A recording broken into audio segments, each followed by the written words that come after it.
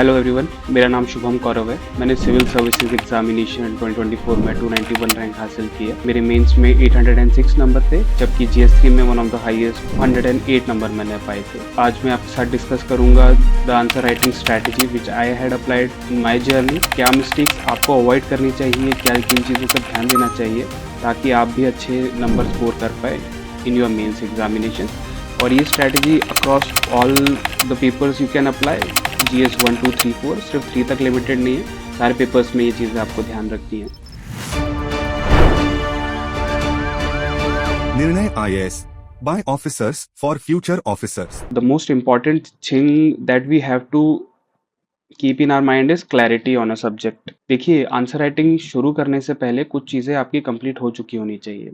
जैसे कि आपका जो स्टैंडर्ड बुक्स है, all the standard books should be finished once, और उसका एक बार रिवीजन भी हो जाना चाहिए। जब हम बिना रिवीजन के या बिना स्टैंडर्ड बुक्स कवर कंप्लीट किए जाते हैं आंसर राइटिंग में, तो ये दिक्कत आएगी कि आप ओवरवेल्म हो जाएंगे, आपके पास कंटेंट की कमी होगी शुरुआत में।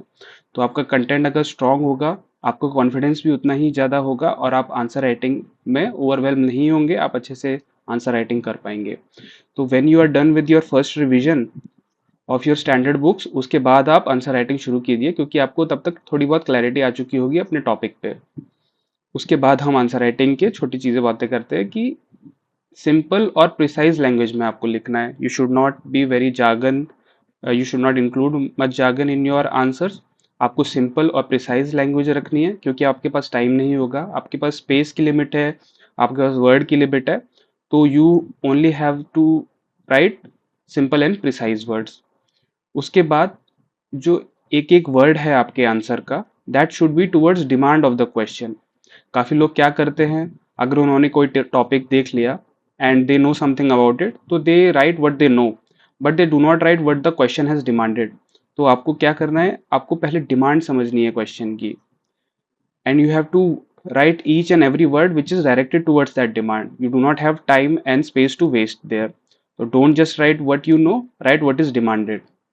उसके बाद राइट ओनली कीवर्ड्स। आपको grammatically full sentences, correct sentences नहीं लिखने हैं, आपको कीवर्ड्स लिखने हैं।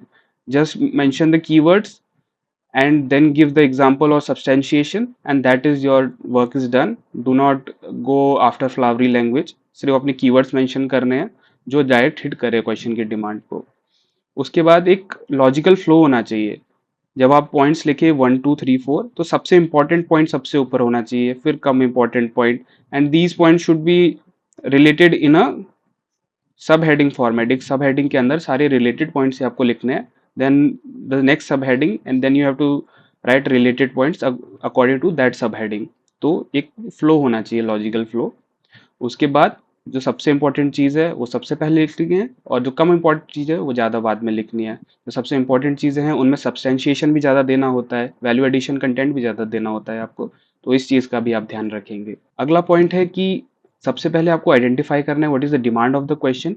आपको इंटरप्रेट करना है अच्छे से कि क्वेश्चन पूछना क्या चाह रहा है, and this includes hidden demands also. जैसे कि काफ़ी बार क्वेश्चंस में पूछा जाता है कि कोई, मान लीजिए कोई स्कीम दी हुई है, उसके चैलेंजेस के ऊपर बात की हुई है, तो डिमांड में सिर्फ चैलेंज पूछा गया है, आपने उस चैलेंज बता दिया, लेकिन उसके बाद आपको उसका वे फॉरवर्ड भी बताना है, because it is inherent in that demand of the question.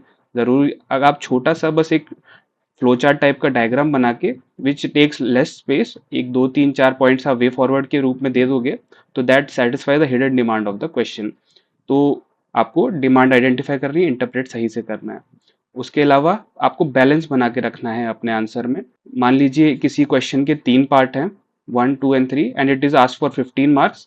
तो ऐसा मत कीजिए कि एक पार्ट को आपने बहुत ज़्यादा वेटेज दे दिया, आपने 2 पेज उसी में कवर कर लिए और बाकी 2 पार्ट आपने 1 पेज में ख़त्म कर दिए, तो that will not be the correct way of doing it.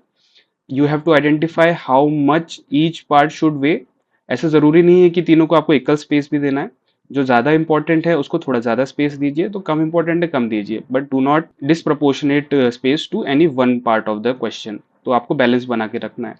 Balance का एक और तरीका होता है कि अपना पर्सनल बायस भी नहीं लाना है। समटाइम्स पॉलिटिकल नेचर के या फिर सोसाइटी बेस्ड जो क्वेश्चन है उसमें आपका बायस बाहर आ सकता है, but you have to be diplomatic in your answer. आपका बायस बाहर नहीं आना चाहिए और आपके बैलेंस व्यूज होने चाहिए, just like a civil servant must have. Civil servant के व्यूज पर्सनल जो भी हों, but when he is a public servant उसके बैलेंस्ड व्यूज ही सामने आने चाहिए। This is something you need to remember. उसके बाद कुछ डायरेक्टिव कीवर्ड्स होते हैं। क्वेश्चंस के एंड में कुछ डायरेक्टिव कीवर्ड्स दिए होते हैं, like discuss, analyse, critically analyse, elaborate और substantiate. तो you have to identify the difference between each of these directive keywords. Discuss में आप कॉम्प्रिहेंसिवली डिस्कस करोगे हर एक पहलू से उसको। एनालाइज में you break down the question, the topic in individual parts and you discuss each of those parts, तो इसका एनालाइज का मतलब होता है।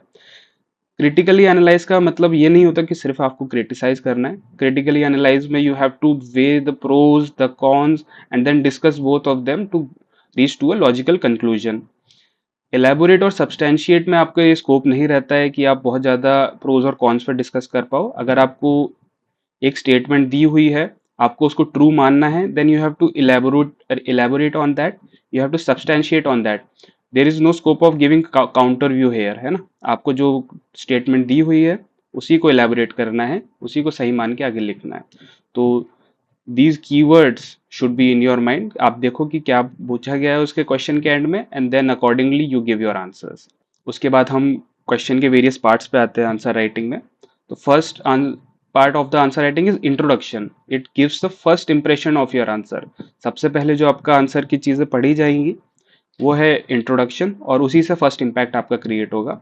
तो it should be impactful, it should be concise, 2 to 3 lines. Do not give disproportionate space, 3-4 lines to introduction, फिर आपका body में कम टाइम बचेगा, जबकि आपकी मेन डिमांड बॉडी में फुलफिल होनी चाहिए। Your demand should not be addressed in your introduction. तो 2-3 लाइन का इंट्रोडक्शन।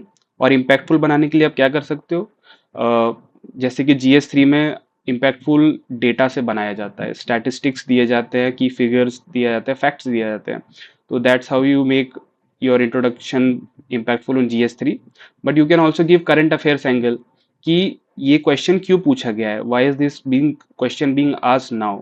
और GS2 के क्वेश्चंस में आप articles, constitutional articles, provisions, amendments, इनका भी आप थोड़ा जिक्र कर सकते हैं, जिससे वो और इम्पैक्टफुल बने। These are the ways you can make your introduction impactful. दूसरा एक और तरीका होता है डेफिनेशन बेस्ड, बट बहुत ज़्यादा यूज नहीं करना है आपको उसको। Definition based may be in society, और may be in questions where directly definition is being demanded, वहां पे आप यूज कर सकते हैं इसको। फिर बॉडीज में जाएंगे तो आपको पहले आपने आइडेंटिफाई किया what are the various parts of the question, और उन्हीं पार्ट्स को आप as a sub heading use कर सकते हो to write your points under that. तो you can do that with headings and sub headings.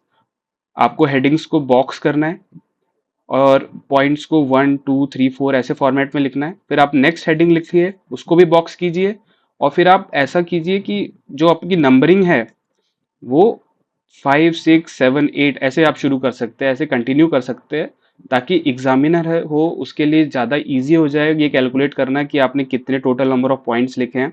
तो जब वो एंड में जाएगा एंड ही हैज सीन कि आपने 10 पॉइंट्स लिखे हैं, तो दैट इज़ वेरी गुड कि आपने बहुत सारे अच्छे अच्छे पॉइंट्स बहुत सारे लिखे हैं, है ना। तो he does not have to calculate each and every sub heading individually. आप सब हेडिंग को बॉक्स कीजिए, that makes your answer more presentable. उसके बाद आप कोई पॉइंट लिख रहे हैं, उसको आप सब्सटैंशिएट कीजिए, चाहे वो आप एग्जाम्पल से कर सकते हो, या डेटा से कर सकते हो, या कमिटी रिकमेंडेशन से करते हो। इनको हम वैल्यू एडिशंस बोलते हैं। आपने जेनरिक पॉइंट्स लिखे, तो आपको सिर्फ जेनरिक पॉइंट लिख के आपको छोड़ नहीं देना है, you have to substantiate with good points. You have to give committee recommendation, judgements, government steps and examples along with those points to provide legitimacy to those points, है ना। आप लिखोगे कि इस कमिटी ने ये रिकमेंड किया है, तो that provides more legitimacy, more authenticity to your points. So keep that in mind. उसके अलावा आपका जो आंसर है वो मल्टी डायमेंशनल होना चाहिए। मान लीजिए अगर डिजास्टर मैनेजमेंट का भी आपका क्वेश्चन है, तो you can give a geography वाला angle in that, you can give development वाला एंगल इन दैट। तो interconnections across all the GS papers, that becomes very important. अब हर GS पेपर से थोड़ा बहुत उठा के इंटरकनेक्ट कर सकते हो, मल्टी डायमेंशनल बना सकते हो अपने आंसर को, एंड आप एथिक्स का भी एंगल डाल सकते हो उसमें। That makes your answer more unique, है ना। आप जितना आपका नॉलेज बेस है ऑलरेडी आप उसी को यूज कर रहे हो, और उसका यूज करने का तरीका आपका बहुत बहुत कॉम्प्रिहेंसिव है, इसलिए ये आपको हेल्प करेगा आपकी आंसर राइटिंग में। So do use those interconnections in your answers.